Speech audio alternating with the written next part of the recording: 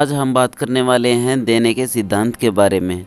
तो आपने कई बार नोटिस किया होगा कि काफ़ी सारे ऐसे अमीर लोग होते हैं कि जो कि अंधा पैसा जो है चर्चेज़ में दे देते हैं, या फिर जो है मंदिरों में दान करते हैं, या फिर मस्जिदों के काम में जो है देते रहते हैं। और इवन सरदार हैं जो वो तो लंगर से पूरी दुनिया को छकाते हैं। और आपने देखा होगा कि जो भी देता है उसको वापस बहुत ज़्यादा मिलता है। तो आपने कई बार ही नोटिस किया होगा कि जिस भी रिलीजन में, मैं किसी एक रिलीजन की नहीं कह रहा हूँ, ना ही किसी को टारगेट कर रहा हूँ, लेकिन जो भी ज़्यादा दान देते हैं उनके पास प्रॉस्पेरिटी और ज़्यादा होती है। वो इसलिए दान नहीं देते हैं क्योंकि वो पहले से अमीर हैं, बल्कि वो अपने हिस्से में से कुछ दे देते हैं और भगवान जो है, प्रभु है, वो आप से उसको कई गुना बढ़ा कर देते हैं। तो चलिए एक वचन देखते हैं, प्रेरितों के काम 20:35। मैंने तुम्हें सब कुछ करके दिखाया कि इस रीति से परिश्रम करते हुए निर्बलों को संभालना और प्रभु यीशु के वचन स्मरण रखना अवश्य है, जो उसने आप ही कहा है, लेने से देना धन्य है। यानी कि आपको जो है लेने की मन में नहीं रहनी चाहिए दूसरों से, बल्कि हमेशा ये सोचना चाहिए कि मैं किसी की हेल्प कहाँ कर सकता हूँ। भले ही नो मैटर आपके पास चाहे देने के लिए कुछ भी ना हो या आपके पास पैसे भी ना हो, लेकिन फिर भी आप उसको टाइम दे सकते हैं। टाइम ही बहुत ज़्यादा इम्पोर्टेंट चीज़ है, क्योंकि पैसा तो वापस आ सकता है लेकिन गया हुआ टाइम तो वापस नहीं आता। तो इसलिए आप जो है उसको टाइम का गिफ्ट दे सकते हैं। या अगर उसको आपकी जो है, आपके पास पैसे नहीं, आपके शरीर से कोई मेहनत हो सकती है तो वो कर सकते हैं, उसको संभाल सकते हैं। या फिर अगर आपके पास पैसे भी हैं तो आप उसको भी जो है आप शेयर कर सकते हैं। लेकिन ये नहीं है कि कोई अगर गलत चीज़ों के लिए मांगे तो आप उसको दो। हाँ, किसी को ज़रूरत है तो उस हिसाब से आपको ज़रूर से देना चाहिए। तो जैसे कि वचन में ही लिखा हुआ है कि लेने से देना धन्य है, और वो इसीलिए होता है क्योंकि ये देने का एक सिद्धांत होता है कि आप जब भी किसी की सेवा करते हो, किसी को देते हो, तो वो वापस लौट के ज़रूर मिलता है।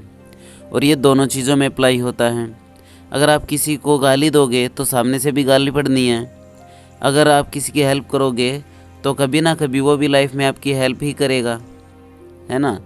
तो इसीलिए हमें जो है देने के ऊपर ध्यान देना चाहिए, ना कि लेने के ऊपर। जब आप देने के ऊपर ध्यान दोगे तो ऑटोमेटिकली आप देखोगे कि आपका रुपया पैसा हमेशा ही बढ़ता जा रहा है, और अपने आप ही सारी चीज़ें आपकी लाइफ में जो सेटल होती चली जाएंगी।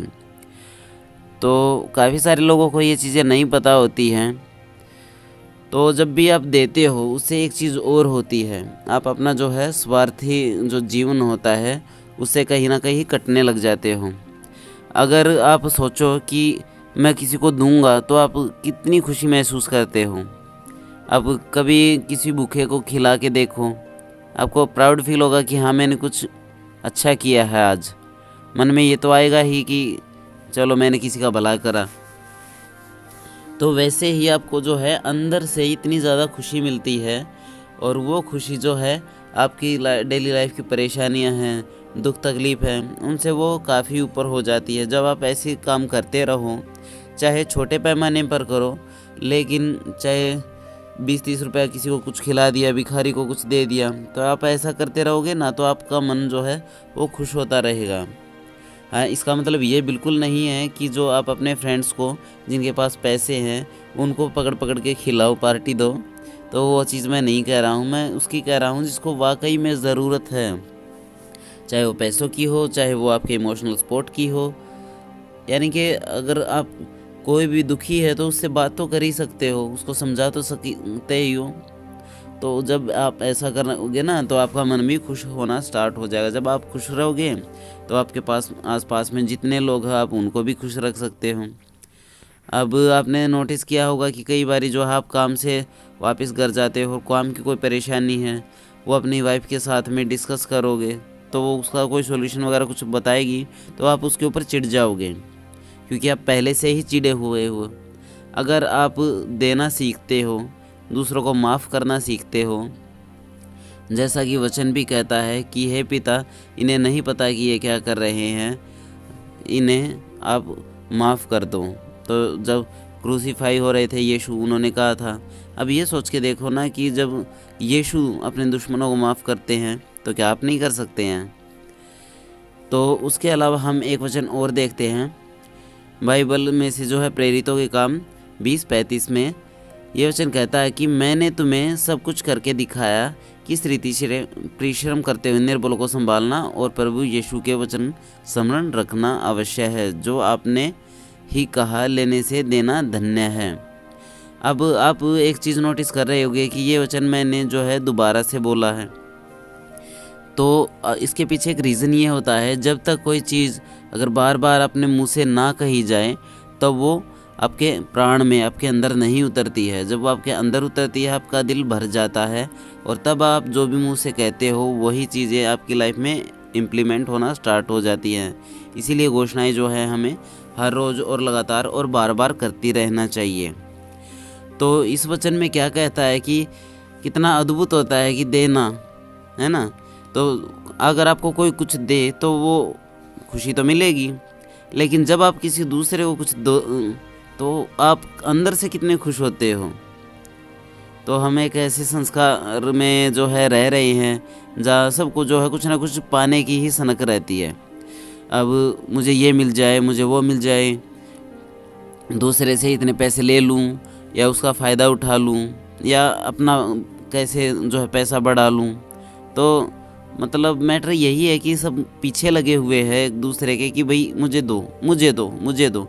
लेकिन जब आप किसी ज़रूरतमंद को कुछ देते हैं तो वो खुशी जो है आपके मन में होती है, और वही खुशी जो है यीशु मसीह ने कहा था कि यही सच्ची खुशी है, जब आप किसी को देते हो और किसी को माफ़ करते हो। अगर आप दो चीज़ें करना स्टार्ट कर देते हो अपनी लाइफ में तो 100% लिख के ले लो, आप दुखी हो ही नहीं सकते। एक तो आप खुशियाँ दो और दूसरा जो है आप हमेशा देने की इच्छा रखो। कभी किसी से उम्मीद मत करो कि आपको कुछ मिले, चाहे आप इसमें इमोशनल सपोर्ट लगा लो कि आपको कोई सुनने वाला नहीं, कोई समझता नहीं है आपकी बात, या फिर ये मान लो कि वो मेरे हिसाब से काम नहीं कर रहा है। एक बात और बता देता हूँ, जो चिढ़ होती है वो तभी होती है जब आपके हिसाब से कोई काम नहीं करता है। तो इसीलिए जब आप लोगों की गलतियों को माफ़ करना स्टार्ट कर देते हो और साथ के साथ में जो है आप देना स्टार्ट कर देते हो जिसको ज़रूरत है। भाई हमारा देखा जाएगा लेकिन तू ले अगर तुझे ज़रूरत है तो वो अंदर से जो है पता लग जाता है इंसान को कि इसको वाकई में ज़रूरत है या आपको लूटने के चक्कर में है। ठीक है, तो अगर आप दो चीज़ों को अप्लाई कर देते हो तो आपकी लाइफ में सारी प्रॉब्लम सॉर्ट आउट हो जाएंगी, ये गारंटी है। ये हर मुसीबत का जो है इलाज है, हर दुख का इलाज होता है ये। माफ़ कर दो और जो है दूसरों को देना सीखो। किसी से उम्मीद करने की कोई ज़रूरत नहीं है, और जिसको आपको लगे कि हाँ वो दुखी है, वो चिढ़ रहा है, वो गुस्से में है, तो आप उसको शांत कराओ। कोई आपको गाली दे तो चलो ठीक है दे दी, हमने कौन सी ली। अगर आप उस गाली को लोगे ही नहीं, आप उस घटिया बातों को लोगे ही नहीं, तो मजाल है कोई आपको कुछ दे दे, आप नहीं लो। अगर कोई कहे कि भाई तू तो ऐसा है, तो जवाब दे दो हाँ भाई मैं तो ऐसा ही हूँ और मैं इसमें कुछ कर भी नहीं सकता। अगर कोई गाली दे, चलो भाई ठीक है तू खुश हो ले, तो अब देखोगे कि उसके मन में आपके लिए जो है प्यार और इज्जत उमड़ना स्टार्ट हो जाएगी कुछ टाइम के बाद।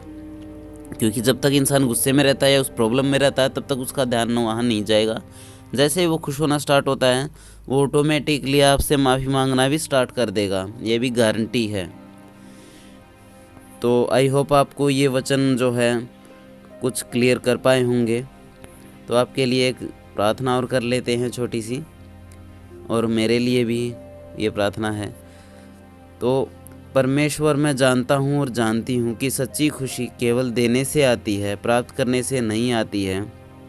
मैं सच्ची खुशी के जीवन को व्यतीत करना चाहता हूँ और चाहती हूँ, जो मेरी स्वार्थी इच्छाओं के बारे में भूलने और वो जो इर्द गिर्द में जो रहते हैं उनको देने की खोज में मैं रहूँ।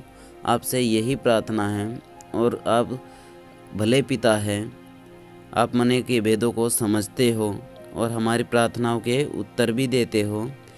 इश्मरला गबरलन्ना रबा सनरला सबगला रे बागला रनला समगतला रबा नरलबा उब्रगंदनला रसनला रबा।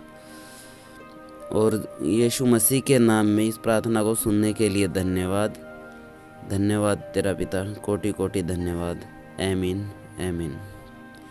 तो चलिए फिर किसी एक और अच्छे से वचनों के साथ मिलते हैं। तब तक के लिए गॉड ब्लेस यू।